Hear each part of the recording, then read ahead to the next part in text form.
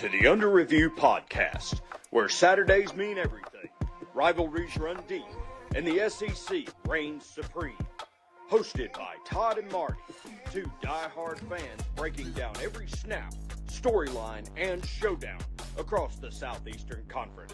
From the swamp to the plains, between the hedges to the bayou, no team is safe when it's under review. Now back to the action with Todd and Marty. Welcome back to the Under Review podcast, episode 66, and what a week it was. No, yes. Nobody? Usually you do the name thing and all that. Oh. So, Well, I'm your host, Todd. Alongside me is my co-host, Marty, and glad to have you back, our best friend and our great mediator, Cody. Mila. Oh, it's going to be a terrible season as it starts. I love it because, and I can say this with confidence, there's only 4 teams undefeated in the state of Alabama. And if you ain't one of them, it sucks to be you right now. you're going to get me hit already. Yeah, and I'm in that second category. Well, I mean, you know, as we'll go through, you'll see some of the teams that, you know, around the state that didn't quite make the cut. There was some good games, I want to say. As we go around the state right here real quick. Alabama State started out 0-1. Troy 1-0. Sanford 0-1. UAB 1-0. USA 1-0. And then the rest are 0-1. North Alabama, Jacksonville State, and Alabama State. Do you have the others? Did I ever send you that other slide? Okay, there it is. Yeah. Jacksonville State, a good game, I want to say, right here against UCF if you didn't get to watch that one Thursday night. It was. Without the weather delay. So a 7-point loss to a Big 12 team. Jacksonville State is not this. Jacksonville State could be a pretty good team going forward. In their conference. Are they in the American now? Conference USA. Are they still CSUA? Mm-hmm. Okay. I did see that they was trying to call for some SEC schools. Not going to say any names, but Vanderbilt told them we don't want to play you. So, anyways. West Georgia takes is victorious over Sanford, 34-3. And what was another shootout on Thursday, UAB and Trent Dilfer squeaked by Alabama State by 10, 52-42. Western Kentucky silences the Lions from North Alabama, 55-6. South Alabama with a big win against Morgan State, 38-21. And then Troy holds off Nicholas, 38-20. Did y'all watch any of these games? I know y'all had to work and all that, but No, but did y'all forget about West Alabama? UWA, Scott Cochran's first season as a head coach. Oh yeah, that is right. I guess he did forget about it. 27-17 over Fort Valley State. Yeah, he did. I don't know why they didn't make the cut on the. Well, I guess we're going to have to redo some Yeah. You don't have to. Hey, look, there's a ton of games going on. You can't remember all of them. That's what. Right. But I thought that was a pretty impressive thing to bring up since it wasn't on there. You know, Scott Cochran being out of coaching for a while with his story and everything, and then to come back as a head coach. You know, being an assistant for several years, coming in as I think first-time head coach, and then gets a win. That's pretty good to start off the season. Super great story. I watched something on ESPN. Man, it was riveting, you know, that we had this, you know, national champion coach and that he was struggling with, you know, I guess substance abuse or alcoholism and stuff like that. And to see, you know, you can have the biggest smile, but have the demons inside that he had and to where he's at now. I think it's a really good story. That it is, and like I said, we're going to move on down to our next segment. Well, before we get into that, we are going to take a word from one of our sponsors.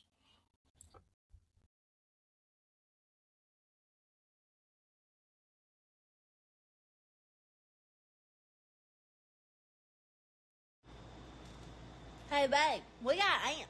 Okay, kill them. No, really, there's a lot of freaking ants. Well, what do you want me to do? I ain't no expert. Well, fine then. I'll call Tactical Home and Pest. Go ahead and call Benjamin. Hi, this is Ben Dominguez, owner-operator of Tactical Home and Pest. Call me today before it's too late. 256-592-2842 or visit me at tacticalhomeandpest.com. Tactical Home and Pest for all your pest control needs. Again, you have anything termites, bugs that you don't like around your house, go ahead, call Ben, and he'll get them out for you. All right. This week in the SEC, it's what we've been waiting on for months and months and months and months and months. Most of us have. And I'm very excited for later. I know, right? This Well, don't it's happen. It Central don't Arkansas. happen. I got it. I was like 61-6, but it's Central Arkansas. Yeah, and that was one of the things about this game. We're talking about Bro Pabula in his Missouri debut. Yes, he threw for 283 yards. Great. But you're playing Central Arkansas, so don't go ahead and start putting those eggs in the basket right now if you're Missouri fans. We'll talk about more eggs in the basket here later. But I'm not really gung-ho on Missouri. Yes, they won a game that they were supposed to. And yes, it was big, but they were supposed to win this. Amon Hardy, a guy that we've talked about in the transfer portal, 10 rushes, 100 yards. Didn't really need him right here. So, I mean, Hardy could still have a great year this year. And I hate to say this, but just, I mean, seeing this and compared to everybody else in the SEC in their first week play, that was an easy game compared to everybody else. Yeah. Go ahead, Marty. Oh. Then we have the Friday night game, which took us to Waco as Auburn 38, Baylor 24. Jackson Arnold 137 rush yards is one of the biggest topics right here that was talked about through all of yesterday and today. Leads the SEC in rushing yards. But I tell you that if he don't find something to do with his pass, with his arm, and Auburn's going to be one-dimensional, that Iron Bowl at the end of the year might suck. I don't know. They might win. If our defense don't tighten up. But Auburn's rush defense looked outstanding. Like, I couldn't praise it any more than it held the whole team for 65 rushing yards, I want to say. Great. Now, we talk about Sawyer Robinson and his 419 passing yards. That has to be fixed soon. Oklahoma in 3 weeks. But holding the Baylor team to 24 points, a lot of people have this as the winner of the Big 12, and Auburn mid-pack in the SEC. After this past week, that narrative has changed a lot. Yes, Baylor's still projected top in the Big 12, but as Auburn wins and some of these other teams loses, everything is shifted. Yes, from Auburn going to about a 7 seed, finish 7th, to top 5 already after 1 week. Yes, everybody's throwing a lot of stuff around. I say that's way too early to start doing that, but it's a great win, great way to start the season off. Just happy to be 1-0. Now, I will say this. Great win to start the season off because Baylor is usually a really, really tough opponent. Right. And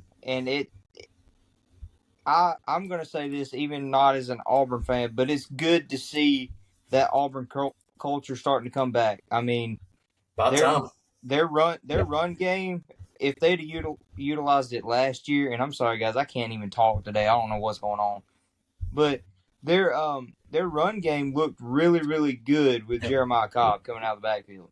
And also, like, it just having that multiple running backs, like you don't know if it's going to be Cobb, Arnold, Austin, Darrell Robinson, the big names out of campus, the two true freshmen. So you never know who it's going to be, but gladly it was Jackson Arnold leading the charge that was this week. But real quick, I want to tell like a 2-second funny story. So we're running catering Friday night for the rodeo, and Marty is watching this game on my phone in the car on the way back to the restaurant on a run. And Jackson Arnold breaks off one of his long runs, and I hit a dead spot on 174. And the defender comes in and goes to froze in position. That's what I was about to say. One of the defenders comes in and looks like he's about to ankle tackle him, and as soon as the defender touches him, it freezes, and Marty goes, "Whoa!" Dude, it was so funny, but man, it was so good to see kind of that traditional Auburn football back. And to be honest with you, I'm looking forward to seeing how their season goes. I think it's about time that people really realize that Auburn has been on the uphill swing of things since Hugh Freeze came in. This is his first season, I think, with pretty much all of his own recruiting class. Yeah. If not, it's pretty close to it. Yeah, absolutely. Well, I mean, Keldrick Falk was there before, but still, like I said, it's getting real close to them. Defensively, he had a really good game. Yeah, he did. Breaking news, Miami has scored. It is now 21-7 over the Notre Dame Fighting Leprechauns. That's right. All right, so this next game took us down to Atlanta, Georgia. This was the Saturday Aflac kickoff game. Syracuse 26, Tennessee 45. I got this one wrong. I did. I went out on a limb. I said Syracuse. I felt proud of it. But at the end of the day, it was all Joey Aguilar. It was Joey Aguilar, but he didn't have the most passing yards. Stephen Geely for Syracuse had 274 for this game. But, and a loss. Yeah, well, I mean, I wouldn't sleep on this Syracuse team going into later on in the season. Yes, they got beat pretty good by a Tennessee team, which we also don't know what Tennessee holds this year. But it's Josh Heupel, man. Yeah, that's all I'm going to say. You never know with Happy Heupel going in. So I don't know. Maybe this was it was a good game for Tennessee, yes, but I think it was just a bad game in a bad place for Syracuse. I don't think this is going to be the downfall of the Syracuse program this year. Definitely not. Mississippi State 34, Southern Miss 17. Got it right here. Blake Shapen 270 yards. Davin Booth 79 receiving yards. Fluff Bothwell with 2 touchdowns and 43 yards, I want to say it was, on 10 carries. So, Southern Miss, yes. But could this be a turn for Mississippi State and a healthy Blake Shapen leading the charge now? I think that you're looking at Mississippi State had a couple of rebuilding seasons, but they've got a strong backfield. I'm going to give a shout out. My girlfriend's family's from Aniana, and so they've got a hometown boy playing at Mississippi State in Fluff Bothwell, and okay. So he really showed out, and I think that you give him about mid-season, and Mississippi State's going to have a tough backfield to stop. That's what I've been saying all offseason. Give it to Fluff, but I mean, I also forgot they had Davin Booth, but he does provide the 79 rushing yards. He had a touchdown. Fluff had 2. Again, this could be a different Mississippi State team, like you said. Ever since Leach passed away, they had some rough years. Nick Arnett, he was the guy that Leach brought in to be the defensive coordinator, and then he had a rough first. He only had 1 year at coaching. Mississippi State was like, yeah, you're done. We don't want you anymore. They bring in Jeff Levy. Different team, but it's building back towards mid-pack SEC, not that bottom tier. So glad for this win right here against Southern Miss. Kentucky over Toledo, 24-16. Struggle win. It was. Yeah. Dante Dowdle, the transfer, had 129 rushing yards. Zach Calzada played a pretty decent game. He wasn't outstanding. 10 for 23, but only 85 passing yards. Yeah, 85 passing yards. Huh? He's the only one that played. Oh, okay. What? That's 1 interception. Like I said, Dante Dowdle, touchdown.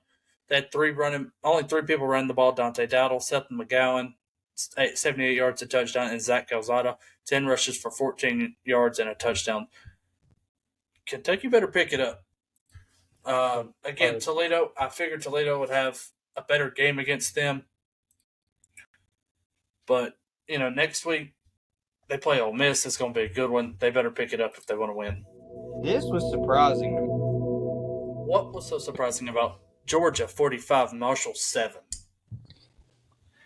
I was thinking that Marshall would be able to put just a little bit more of a fight because they're usually not that bad. Well, they are. I knew Georgia would put up like big numbers, but I was expecting Marshall to at least get a couple more touchdowns. It's bad.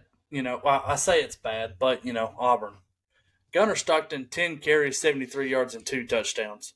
And then 14 for 24, 190 yards, and 2 touchdowns. Zachariah Branch had a pretty good game, 3 receptions, 95 yards, 1 touchdown. Oscar Delp, the tight end, 2 receptions, 33 yards. But that's all we're looking at here. Zion Branch, his brother, 7 tackles, 7 solos. That's about it. No touchdowns defensively, no interceptions. But first, I think we did skip over the fact that Keshawn Pleasant had an outstanding punt or kickoff return for the Auburn Tigers this past week. Yeah, that was. We didn't forget to talk about that. Yeah, it was very 98 yards. Nice. Yes. Yeah, very nice. That was good. Arkansas over Alabama A&M, 52-7. All right, this is what we expected here. So, Again, easy game. Yeah. Taylor Green, 322 yards. Omega Blake, 121 receiving yards and a touchdown. That's what we knew. Yeah. What about the backfield for Arkansas? I don't think I think the Alabama A&M guy let. No, Mike Washington Jr. had 9 carries for 79 yards, and that was the most. Taylor Green only rushed the ball 9 times for 41 yards. Braylon Russell, I figured, would have more rushing yards. Rushed it 11 times for 41 yards. So they're going to need to pick up their run game, especially Taylor Green. Yeah, well, I mean, look, did they score a lot of defensive points? Because that's a lot of points for one quarterback. I think he threw them all.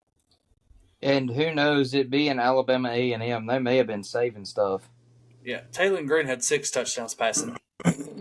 Oh, wow. Okay. So he had 1 to Omega Blake, 2 to C.J. Brown, 1 to Jalen Brown, 1 to Raylan Sharp, 1 to Mike Washington Jr., and 1 to Andres Pesquet. And that's one thing that's going to kill a lot of teams that Arkansas does play, because they're one of the ones we told we would watch this season. They can spread the field. Yeah. I mean, like we talked about, me and Marty talked about it a lot. Omega Blake coming in was going to be a big-time player. 121 receiving yards and a touchdown already. Y'all should have picked him up on fantasy, so sucks for y'all.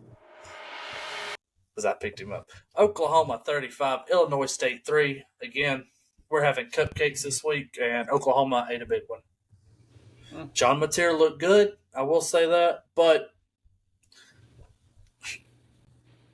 TJ Finley could have played against Illinois State and looked good. Let's be real. Wait, is he at his night school now? No, he ain't picked one yet. But with this one, where'd it go? John Mateer, 392 passing yards. So, I mean, he played good, but yes, that's what you're expecting against these little teams like that. Right. Now, I know week 1's hard, especially when you play better teams. Auburn and Baylor, Ohio State, Texas, Clemson, LSU. Teams like that, you want interesting games because it makes for the fact of who might do this, who might do that. But when you play Illinois State, it's not really – it helps your numbers, but it don't help as a fan or an unprofessional podcaster coming through to see how it might be projecting your season throughout the year. I like that unprofessional part. Yeah, well, it happens.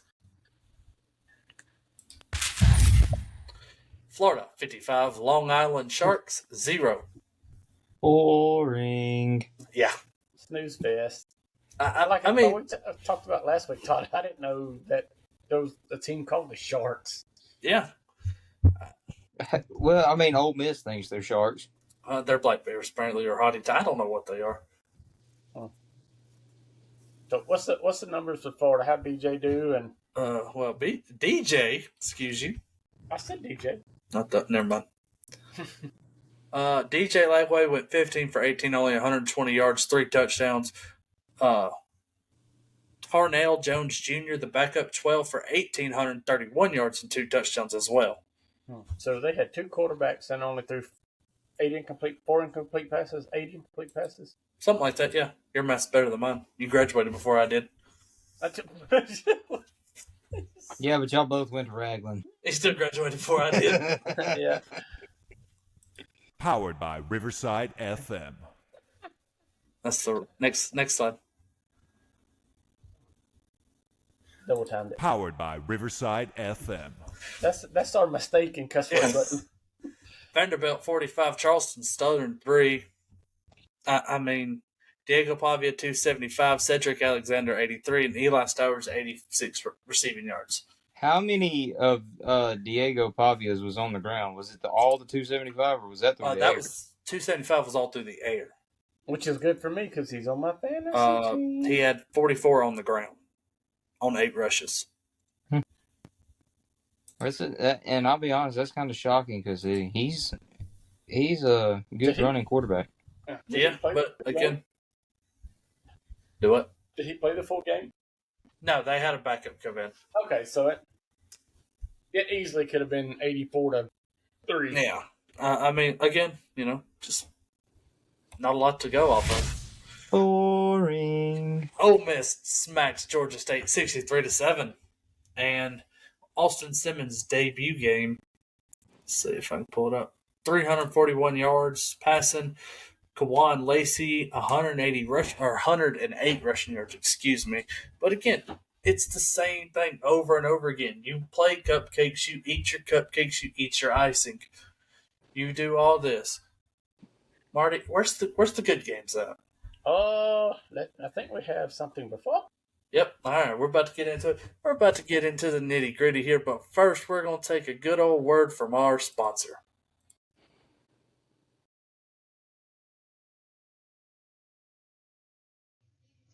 This episode of the Under Review podcast is brought to you by Chuck's Heating and Air. Chuck has over 40 years of service and experience with residential services. He services most makes and models. He is Alabama licensed, bonded, and insured, and locally owned and operated. Are you hot and you're supposed to be cool? Are you cool and you're supposed to be hot? Then you've got a problem. Call Chuck. Area code 256-892-2757. Again, 256-892-2757. Chuck's Heating and Air. I couldn't get Cody back on the screen. I started to get worried there for a second. Oh, it'd have been okay. I would have stayed backstage. Before we jump back in, Dad's got a little procedure this week, so we're just going to keep him in our prayers. He said he might be out for a month or so, but to a full extent. But a little procedure, and he's out for a month or so. Good grief, Marty! You downplaying it. We'll explain later. Yeah, not podcast worthy explaining. Well, I mean, I don't know details. I'm just saying. What? Well, I think as we get started into our games of the week, I do want to go ahead and start playing this. Oh my goodness! Why would you have to put that one up? Well, as an SEC fan, this will be our nightmare game of the week, as Alabama loses to Florida State 31-17. Now they did more than just lose. I mean, I want to start with Cody here. Cody, go ahead with us. PG form it up for us, but go ahead. You'll start here. I need to go swallow a whole bottle of Tylenol looking at this. You not like my picture? Well, no, it's not even the picture. I mean, just the stats, man. Yeah. Look, I didn't get to watch the game because of working this weekend, which really made me upset. But, you didn't miss much. I heard the defense could not perform well, could not stop the run. So just like Saban said, like Pest through a tin horn. I did get to watch the game. The defense, there was no hustle. Yeah, there was no hustle. They played. It was like they played good in spurts. Like they played good every 5 downs. So it was like it was really hard to watch from,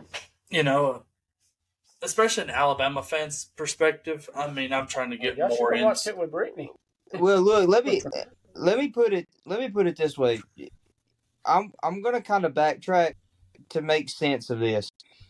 Florida State puts up 31 on Alabama. Last year in the bowl game, when we played Michigan, our defense is what kept us in that game, and our offense struggled like crazy. This is what happens when you have both of them not playing very well. So to start it off, I mean, you had Ty Simpson 23 for 43. I mean, incompleted 20 passes, 254 yards, and an average of 5.9. Great numbers right there. Yeah, with a QB rating of 48.6. Yeah. Zach Calzada's was 24.5, so I mean, could be worse. But, you know, you have Jeremy Bernard for 8 receptions, 146. I will say this. I'll stop you right there. Jeremy Bernard played an outstanding game. He did. He really did. I don't know what his drops were, but I do know, I can tell you that Ryan Williams looked like absolute hot garbage. He looked like what you do to your dishes after you get done eating, straight washed. He had 7 drops. He was everywhere. They said he got a concussion after the game by the dude not even hitting him. That was some of the most lackluster performance I've seen from Ryan Williams. But as me and Marty said, sophomore slump curse, it's there. And start of the year, Ryan Williams, he's got it. Can he take all this back and perform better later in the season? Who knows? But it was a pretty bad performance from him Saturday. But our run game, there's nothing really there. I mean, it was okay. Like, Jam Miller's out to the Georgia game. Richard Young had some big runs. The freshman, was it Cam Riley? Mm-hmm. Yeah, he had some good runs, but it wasn't. They didn't have that leadership in Jam Miller to help them. Now, I'm not saying that they're going to struggle in their next couple weeks against Wisconsin and whoever they play at Cupcake. I'm not going to say that because, you know, the matchups are in their favor, hopefully.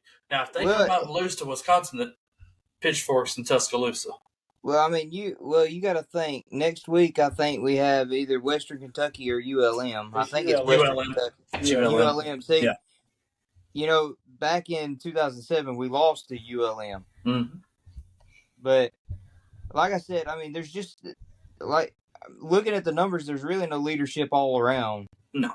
I mean, defensively, your defensive leader there is probably going to be Deontay Lawson or Keon Sabb. I'd go with Keon Sabb. He played a pretty good game. Yeah, that's what I'm looking. I was looking at this just a minute ago, and it looks like he had 1 sack and 1 tackle for loss. And I mean, Florida State's always got a pretty good front. So I tell you this: if Alabama don't figure out an offensive line or a quarterback soon, it's going to be really bad in Tuscaloosa. I said that this quarterback battle would come down to the very first game. Everybody would say, you know, Ty Simpson's probably the best quarterback to go. Well, my opinion is he sat back for 4 years waiting on his time. Is this proof that we may try to go with Austin Mack and see what Austin Mack can do in that ULM game? Because, I mean, I know we did that with Ty against USF and nearly lost that game. But I'm just saying, like, Saban tried to prove a point. Right. And if he performs like this reminds me of the USF game. Now, before Marty gets into it, I want to say, so back when we did our awards show, I had Keelan Russell winning Freshman of the Year. Marty said, what if? It was the big what if. What if Ty Simpson plays to that experience? Marty, your thought about this and that question that you brought me, what if Ty Simpson plays good throughout the season? Now, how do you feel after week 1? Definitely, I mean, I don't think it's going to be there. I think there's going to be more things are going to have to change in that quarterback room. DeBoer and his guys are going to have to make some, I don't know if it's going to be hard decisions, but, you know, like you said, you missed 20-something passes. Your Ty Simpson did not seem to be on the same page as his receiving core. Yes, I know it's the first game. You're going to have a few miscues and this, that, and other. But this was the whole game. Yeah.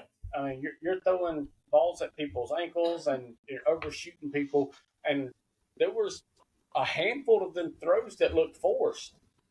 Now, granted, a lot of times he was running for his life, but that's beside the point. So I think DeBoer gives him a little more rope here in the ULM game just to see.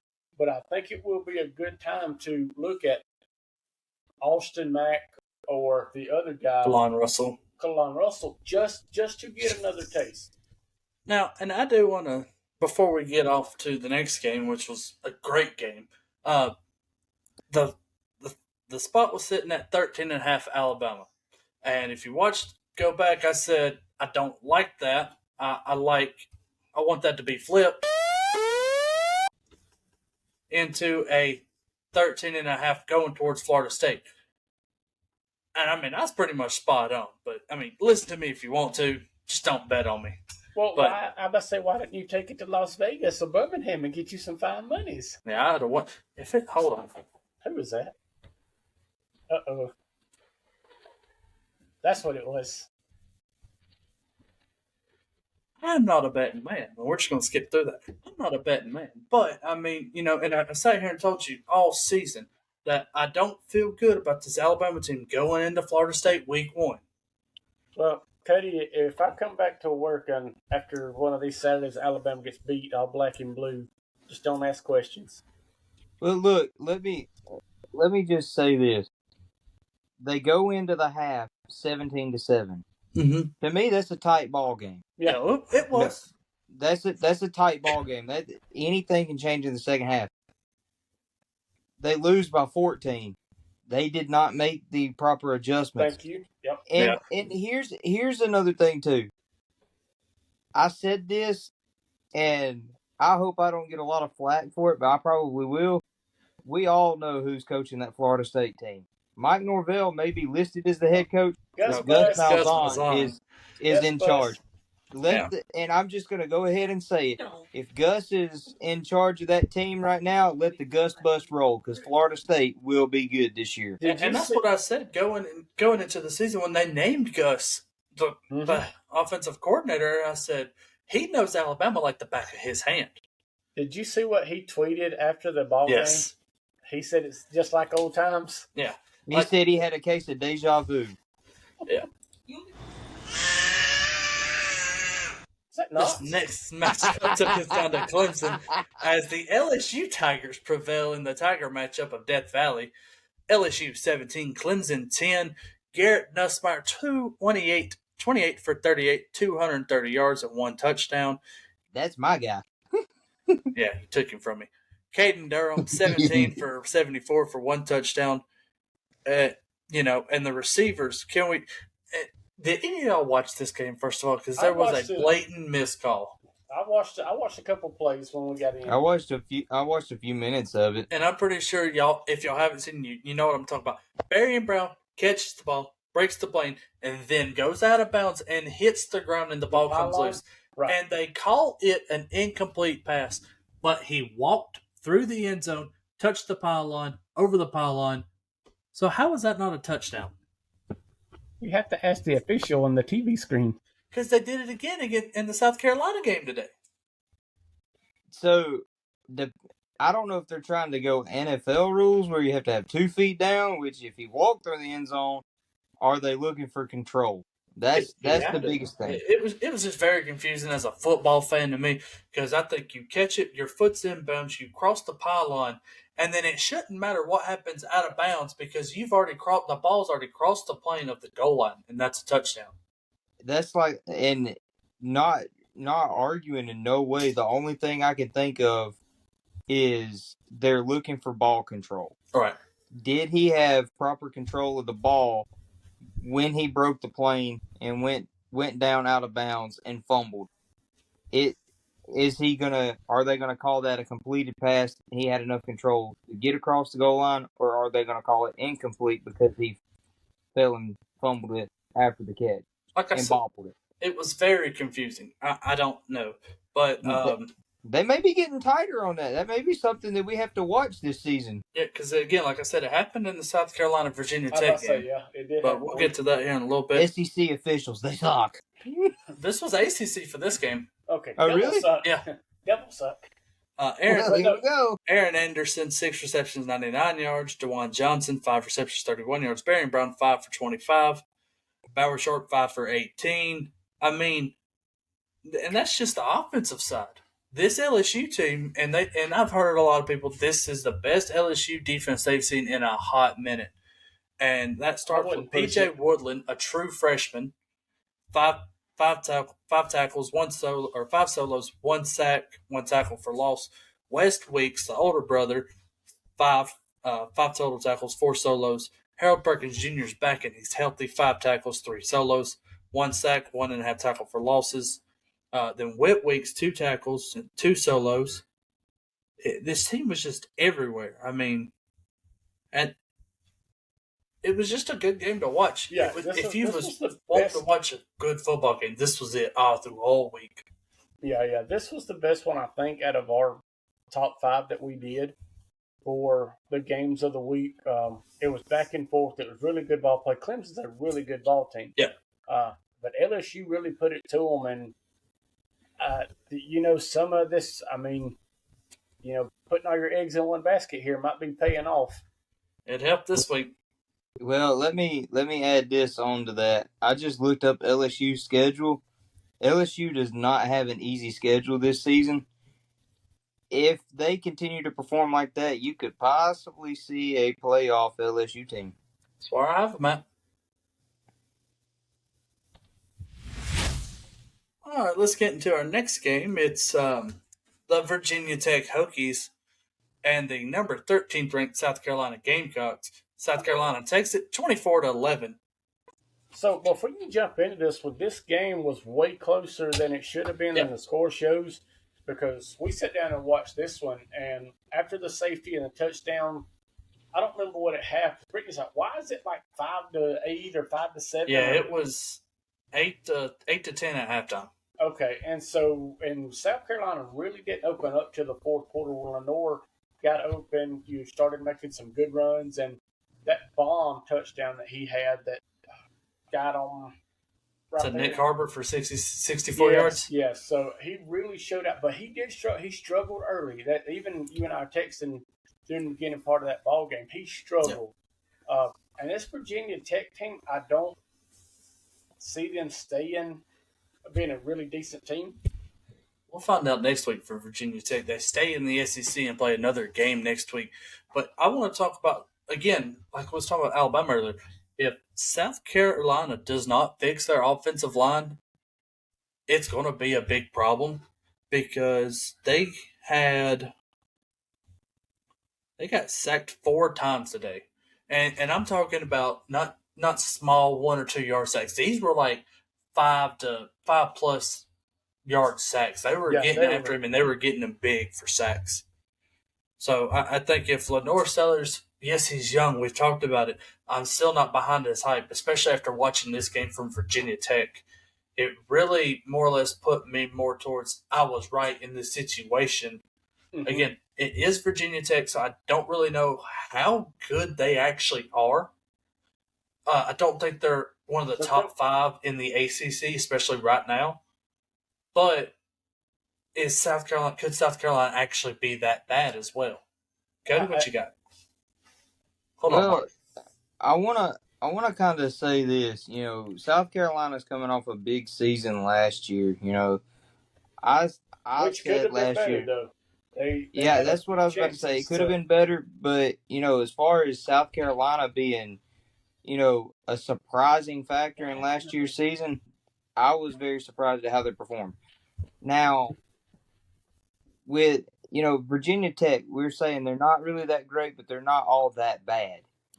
So let me look at it. Could this be some pre-season, like, first game jitters? That it could, but at the same time. But with your O-line, you've also got to get your unit working better. And I'm not trying to stick up for them, but I look at it as this. You've practiced against your team during the whole off season.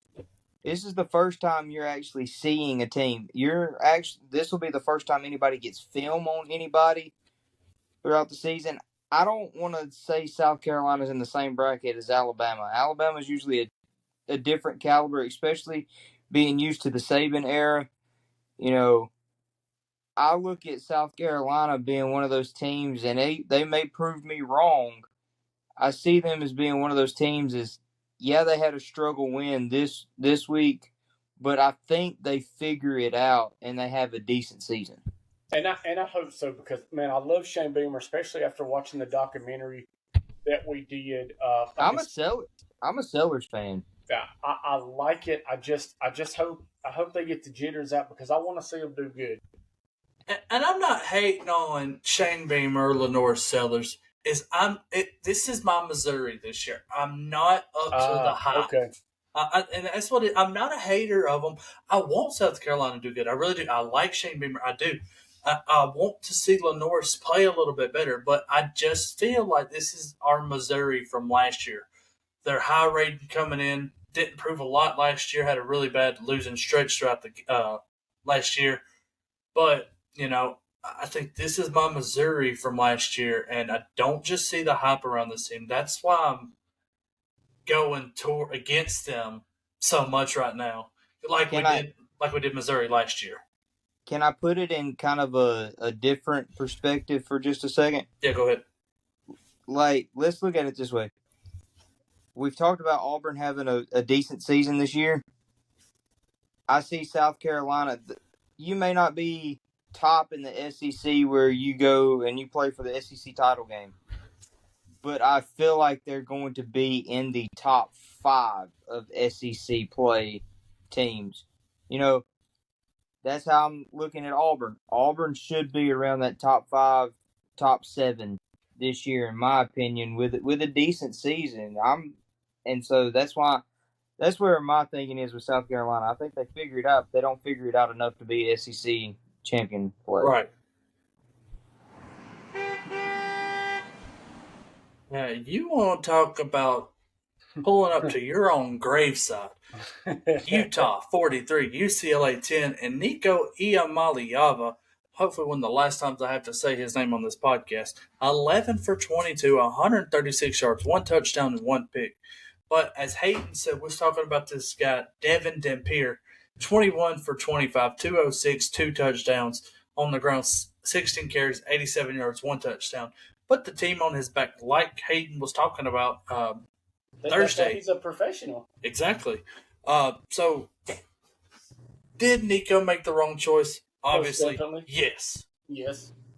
I mean, it's going to be a long season for the Bruins. You left the school. You left a whole bunch of money on the table. You left a school that would fill the stadium week in, week out just for you.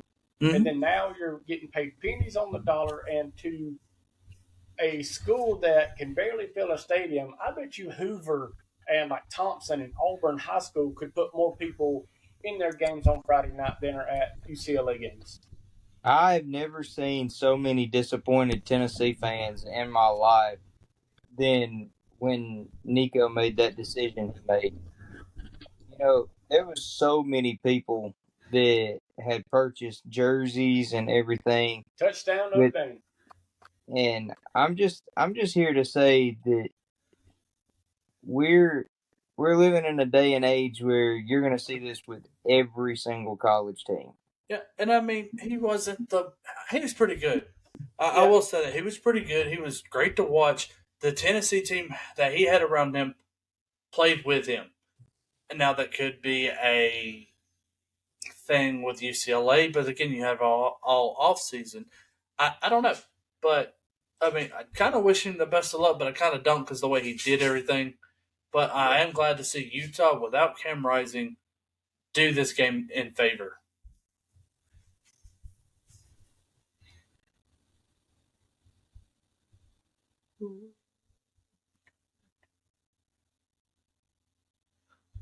Where's it at?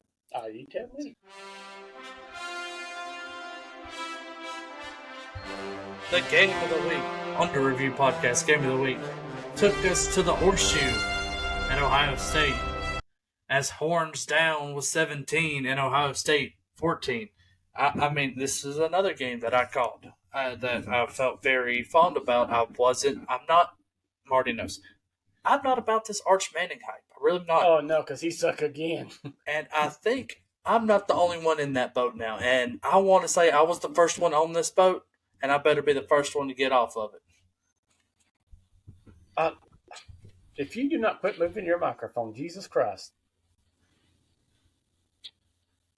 So, Arch Manning, 17 for 30, 170 yards, 1 touchdown, and 1 interception.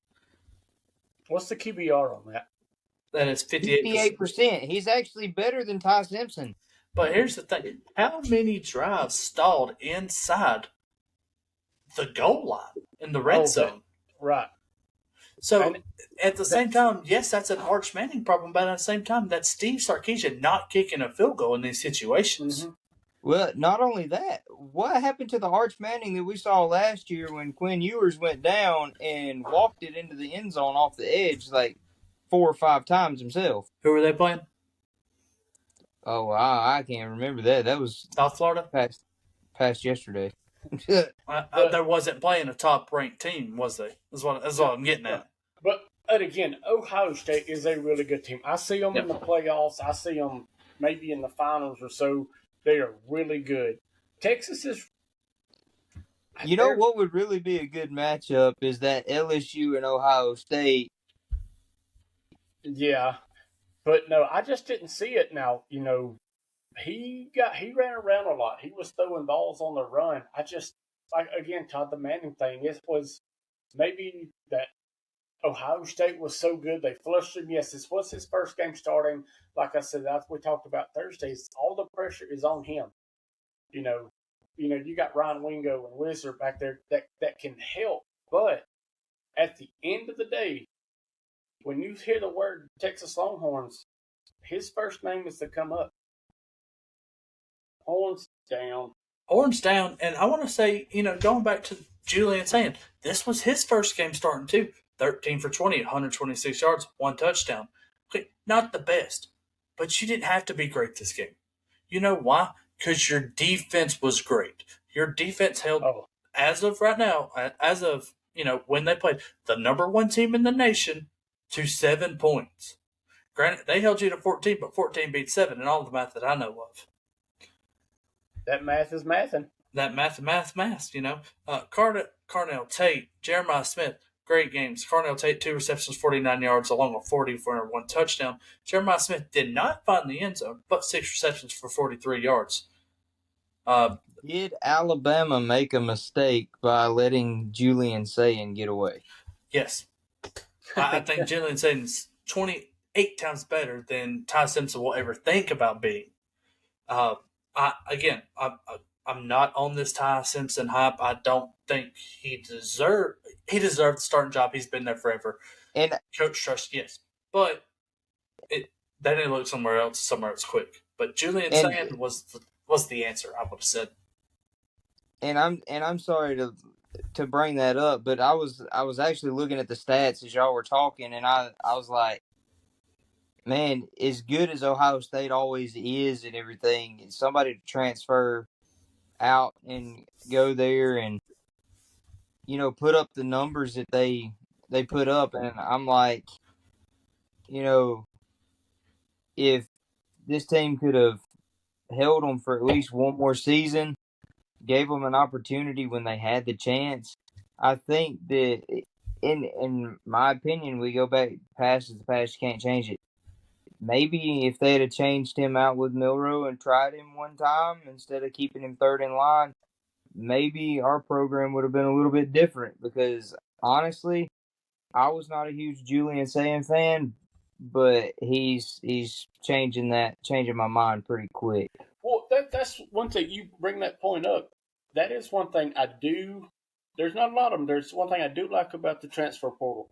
You have a third-string quarterback that is now starting for the third-ranked team, and he shows out, beats the number 1 team in the country. I understand you have to go to a school, I won't say that wants you, but where you're going to be able to do stuff like that. So that's kind of I guess one of the bigger parts of the transfer portal that if I have to like something, that would be it. Well, I'm confused on where you're getting this third string from because he never stepped foot on campus at Alabama.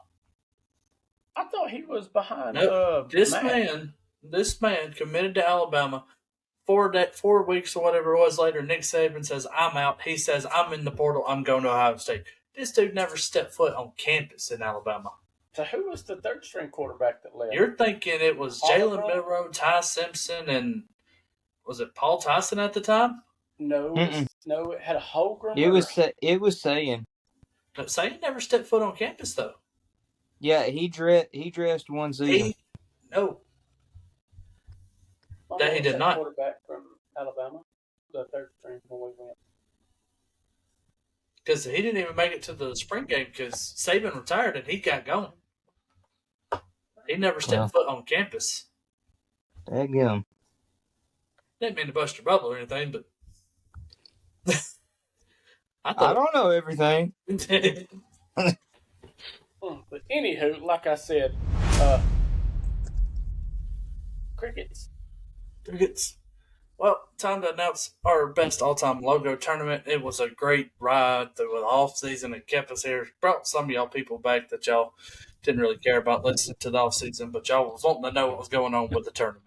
So our championship match was between Ole Miss and 14-seed Auburn, if you want to go ahead and flip sides. I didn't put that one in there. Okay. And the winner of the logo challenge is Aubrey. This one wasn't even close. I think Auburn won by like over 2,000 votes. Wasn't even close, but I mean, it's a great logo. We all love it. So I mean, just for Auburn is the winner. Who got put out of the tournament? You think that could have won this?